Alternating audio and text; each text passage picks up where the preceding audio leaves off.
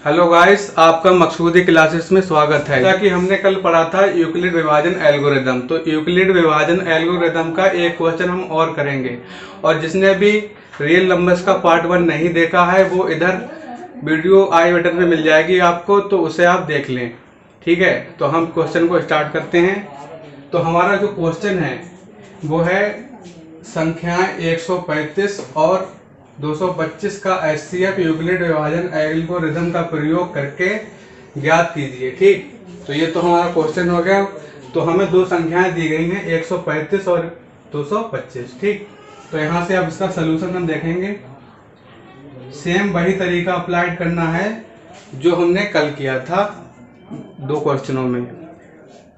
उम्मीद है कि आपने उन क्वेश्चनों को रिवाइज कर लिया होगा और उसी तरीके से इस क्वेश्चन को भी आप कर लीजिए। ठीक, तो यहाँ पे आप देखिए, हमने आपको बताया था हम सबसे पहले देखेंगे कि जो बड़ी संख्या है, बड़ी संख्या इसमें है 225।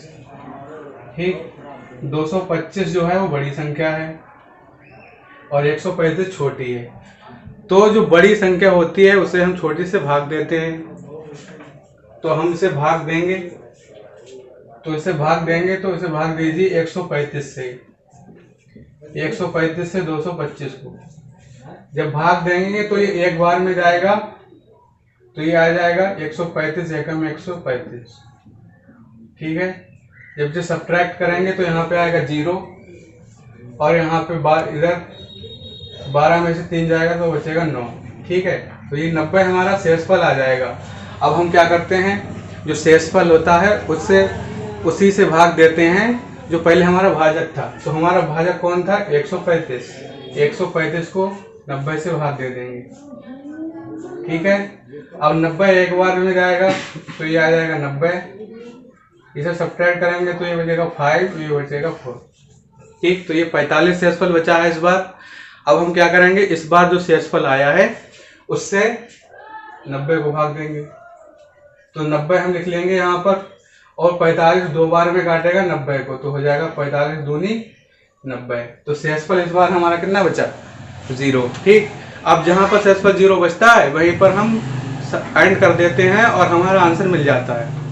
तो आंसर हमें क्या मिला, जो लास्ट भाजक होता है, लास्ट स्टेप का जो भाजक होता है वही इसका क्या हो जाएगा, एचसीएफ। तो इसका मतलब हमें पता चल चुका है इसका एचसीएफ कितना है। अगर ऑब्जेक्टिव में क्वेश्चन आ जाता है तो आप यहीं से करके डायरेक्ट ऑब्जेक्ट वो लिख सकते हैं। ठीक, लेकिन अगर तुम्हें सब्जेक्टिव में आता है 2 नंबर या 3 नंबर में तो क्या करेंगे, पूरा हमें करके दिखाना होगा। तो चलिए आज इसको स्टेप के द्वारा हम देख लेते हैं यूक्लिड वाइज। तो हमारा जो सूत्र होता है वो होता है भाज्य बराबर होता है भाजक गुणा भागफल प्लस शेषफल। सभी को ये फार्मूला तो पता ही होगा, कल भी बताया था मैंने। तो ये फार्मूला सबको पता होना चाहिए, इसके बगैर हम स्टेप नहीं लिख पाएंगे। तो आइए देखते हैं। पहली स्टेप अगर हम यहाँ पे लिखेंगे स्टेप 1। स्टेप 1 में क्या होगा, जो हमारा भाज्य है वो 225 है जिसे भाग दे रहे हैं, तो हमारा आ जाएगा 225। ठीक, और जो भाजक है जिससे भाग दे रहे हैं वो है 135। भागफल है 1 और शेषफल हमारा इस पहली स्टेप में बचा था 90, तो प्लस में हम लिख देंगे 90। ये पहला स्टेप हो गया। ठीक, इसी तरीके से हम दूसरा स्टेप करेंगे, स्टेप 2। दूसरे स्टेप में हमने इससे भाग दिया था 135 को, तो 135 हमारा भाज्य है, जो 90 है वो भाजक है, भागफल फिर से 1 आया है और शेषफल बचा है 45। दूसरा स्टेप हो गया कंप्लीट। इसी तरीके से हम अगला स्टेप लिखेंगे। अगला स्टेप है स्टेप 3। इस बार जो भाज्य है हमारा 90 है, भाजक यानी 45 से भाग दिया है, भागफल आया है 2 और शेषफल हमारा लास्ट स्टेप में 0 बचता है, क्योंकि ये तीसरी स्टेप हमारी लास्ट स्टेप थी। ठीक है, तो इस स्टेप में, अब इस स्टेप में जो भी हमारा भाजक होता है वही क्या होता है, एचसीएफ। तो हम लिख देंगे कि एचसीएफ इसका 225 और 135 का कितना आया है, 45। ठीक है, तो अब जितने भी क्वेश्चन हैं आप इसकी सहायता से ज्ञात कर सकते हैं गाइस। तो इसी चैप्टर में अगला जो हमारा कंसेप्ट है वो आता है अभाज्य गुणनखंड विधि द्वारा एचसीएफ और एलसीएम ज्ञात करना। अभी हम यूक्लिड की सहायता से कर रहे थे, अब हम अभाज्य गुणनखंड विधि जो बहुत ही ज़्यादा फेमस होती है और ज़्यादातर लोग इसी का यूज करते हैं। तो आप देखिए किस तरीके से हम इसका एचसीएफ और एलसीएम निकालेंगे। तो दो संख्याएं हम यहाँ पर ले रहे हैं, एक संख्या है 6 और एंड एक संख्या है 20। ठीक, 6 और 20 का हमें ज्ञात करना है एचसीएफ और दूसरा हमें ज्ञात करना है एलसीएम। ठीक, ये दो चीज हमें निकालनी होंगी। और सबसे पहली बात सबको अभाज्य गुणनखंड करना आना चाहिए। अभाज्य गुणनखंड का मतलब जो होता है कि वो सिर्फ संख्या खुद से कटें, एक के अलावा खुद से कटें और किसी से भी ना कटें, इतने गुणनखंड हमें बनाने हैं। तो आइए 6 के पहले हम अभाज्य गुणनखंड करते हैं। तो 6 के अगर गुणनखंड आपको करना नहीं आता है तो पहले हम इसको सीख लेते हैं। 6 के अगर गुणनखंड करना है तो पहले इसको हम 2 से काट लेते हैं, तो ये आ जाएगा 2 3 6। इसके बाद हम इसको 3 से काट लेते हैं, तो आएगा 3 1 3। अब जहाँ पे 1 बचता है तो उसके आगे हम सॉल्व नहीं करते हैं। तो ये 6 के जो अभाज्य गुणनखंड हैं वो आ गए 2 गुणा 3। तो हम अभाज्य गुणनखंड जब 6 के लिखेंगे तो इस तरीके से लिखेंगे 6 2 गुणा 3। ये 2 और 3 इसके क्या आ गए? अभाज्य गुणनखंड। ठीक, इसी तरीके से 20 के भी कर लेंगे। तो 20 का अभाज्य गुणनखंड देखते हैं क्या आता है। तो ये आएगा 20। इसको अगर 2 से हम काटेंगे तो ये आएगा 10। ठीक, 2 दशावन 20 आ जाएगा। फिर अगर हम 2 से काटेंगे तो आएगा 2 पंजे 10, 5 बार आएगा। और 5 को हम सिर्फ 5 से काट सकते हैं, तो हम लिखेंगे 5 एकम 5। यहाँ पर बस 1 बच गया। तो ये जो हमारे गुणनखंड आए हैं ये 20 के अभाज्य गुणनखंड है। तो ये 20 के अभाज्य गुणनखंड आए हैं। 20 को हम लिखेंगे 2 गुणा 2 गुणा 5। ठीक, इस तरीके से हम लिख देंगे इसे। अब बात आती है एलसीएम और एचसीएफ की। तो एलसीएम और एचसीएफ के लिए हम क्या करते हैं, जो कॉमन चीज होती है वो हमारा एचसीएफ हो जाता है।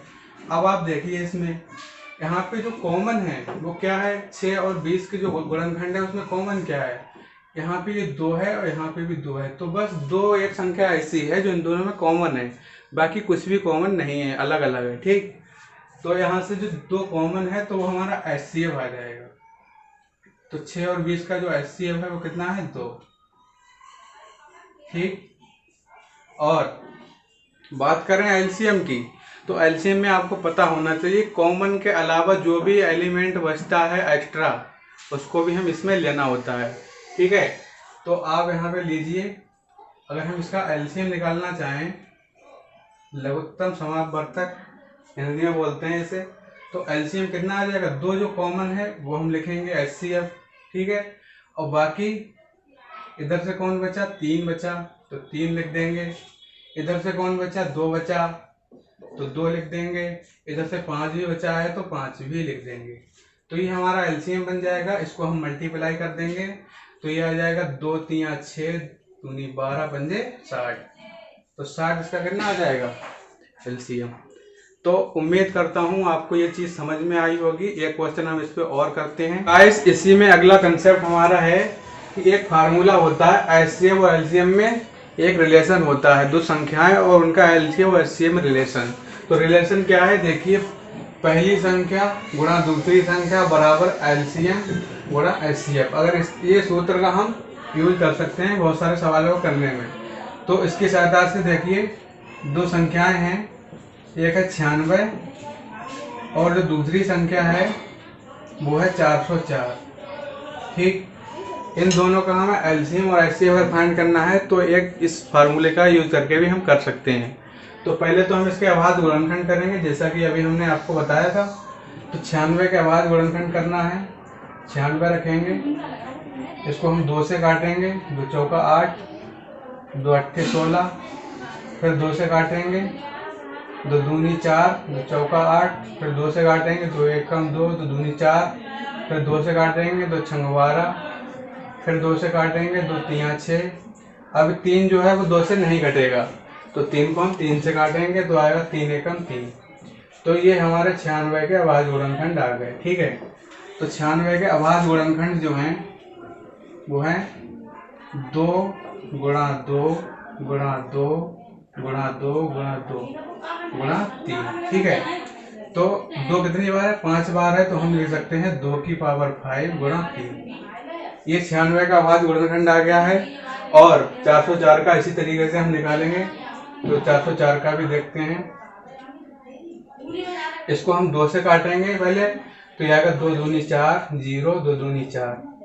ठीक, 202 आ गया, 2 से फिर एक बार कट जाएगा, 2 एकम 2, 0, 2 एकम 2। अब 101 जो है वो सिर्फ 101 से ही कटेगा, तो हम लेंगे 101 एकम 101। ठीक, तो ये हमारा आ गया अभाज्य गुणनखंड किसका? 404 का। तो हम इसमें लिख देंगे 2 गुणा 2 गुणा 101। इसको हम लिख सकते हैं 2 की पावर 2 गुणा 101। ठीक, ये हमारे अभाज्य गुणनखंड आ गए। अब हम इसमें क्या करेंगे? एलसीएम या एचसीएफ कोई एक चीज फाइंड कर लेंगे, दूसरी वो फार्मूले की सहायता से निकाल देंगे। तो हम इसका एचसीएफ देखते हैं, तो एचसीएफ कितना आएगा? 2 की पावर 2 है, वही कॉमन है, तो यहाँ से 2 की पावर 2 हम कॉमन ले लेंगे, तो ये हमारा आ जाएगा एचसीएफ, यानी कि एचसीएफ कितना आ गया? 4। अब हम क्या करेंगे? एलसीएम ऐसे फाइंड नहीं करेंगे, हम इस फार्मूले की सहायता से फाइंड करेंगे। ठीक है, तो फार्मूला किस तरीके से यूज कर सकते हैं हम एलसीएम के लिए, वो आप देखिए। जो पहली संख्या कौन सी है हमारी? 96, और जो दूसरी संख्या है वो कितनी है? 404। ठीक, तो पहली संख्या हम लिखेंगे 96, दूसरी संख्या गुणा में लिखेंगे 404। ठीक, और एलसीएम हमने अभी निकालना है, तो एलसीएम लिख देंगे।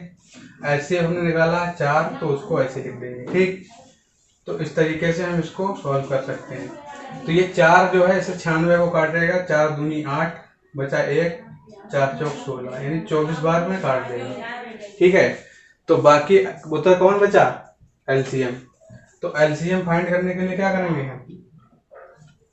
एलसीएम बराबर हो जाएगा 24 की इससे मल्टीप्लाई कर देंगे, यानी 400 गुणा 404 गुणा 24। ठीक है, इस तरीके से ये मल्टीप्लाई करेंगे, तो इसको हम इधर कर लेते हैं इसकी मल्टीप्लाई। तो एलसीएम हमारा आ जाएगा 24 के अब 4 से गुणा करेंगे तो आएगा 96। ठीक है, तो ये आ गया हमारा एलसीएम। तो हमने इस फार्मूले की सहायता से एचसीएफ और एलसीएम इस फार्मूले की सहायता से हम निकाल सकते हैं। ठीक है, तो आप इसी तरीके से इन सवालों को हल करें। अगर किसी को कोई डाउट आता है तो वो कमेंट में हमसे पूछ सकता है, उसके लिए हम एक अलग से वीडियो बना देंगे। और बाकी किसी ने अगर पार्ट 1 नहीं देखा है तो वो ऊपर जो वीडियो आ रही हैं उसमें पार्ट 1 देख ले और उससे भी अपने क्वेश्चन को कर ले, जो भी समझ में ना आए वो डाउट पूछ ले। तो आज के लिए बस इतना ही। वीडियो को लाइक, शेयर एंड सब्सक्राइब कर लें। धन्यवाद।